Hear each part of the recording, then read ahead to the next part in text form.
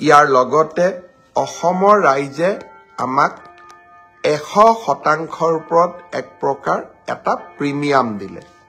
Premium হ'ল চামুগুৰি সমষ্টি।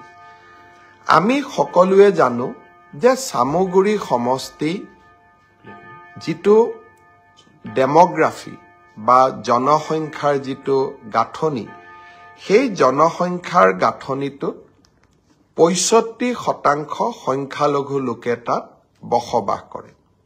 কংগ্ৰেছ দলে বিগত 25 বছৰ ধৰি এই সমষ্টিটোক প্ৰতিনিধিত্ব কৰি আহিছে।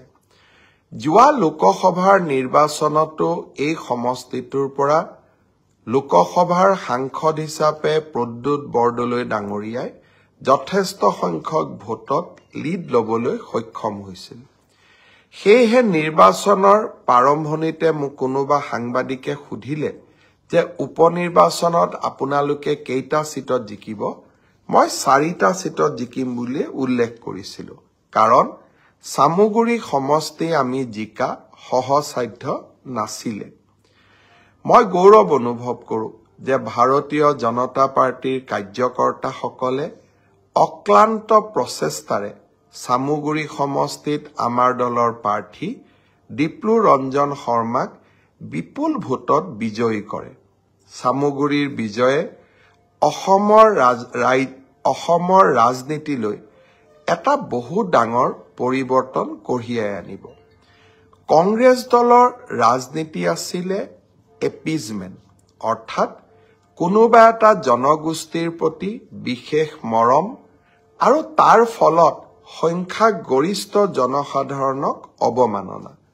ভাৰতীয় জনতা পাৰ্টিৰ নীতি হ'ল appeasement to none, justice to all, অৰ্থাৎ আমি সকলোকে ন্যায় প্ৰদান কৰিম, কিন্তু কাকোৱেই আমি ভোট বেংকৰ দৰে ব্যৱহাৰ নকৰোঁ। আৰু সেই ধৰণে অসমৰ সংখ্যালঘু জনতাৰ মাজত আমি সোমাবলৈ চেষ্টা কৰিছিলোঁ যে, আৰু আমি স্পষ্টভাৱে ৰাইজক কৈছিলোঁ যে appeasement to none but justice to all, সবকে সাথ সবকে বিকাশ।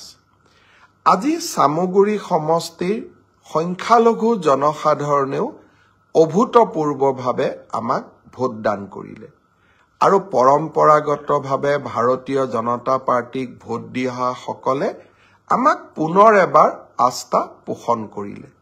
মই পুনৰবাৰ চামুগুৰিৰ বিশেষ বিজয়ৰ বাবে ডিপ্লু ৰঞ্জন শৰ্মা আৰু ভাৰতীয় জনতা পাৰ্টিৰ কাৰ্যকৰ্তাসকল, লগতে মন্ত্ৰী কেশৱ মহন্ত আৰু দিনে নিশাই পৰিশ্ৰম কৰা বিধায়ক জিতু গোস্বামীক উষ্ণ অভিনন্দন জনাইছো। যিকোনো খবৰৰ বাবে যোগাযোগ কৰক 7090173330 অথবা 7099017990 নম্বৰত।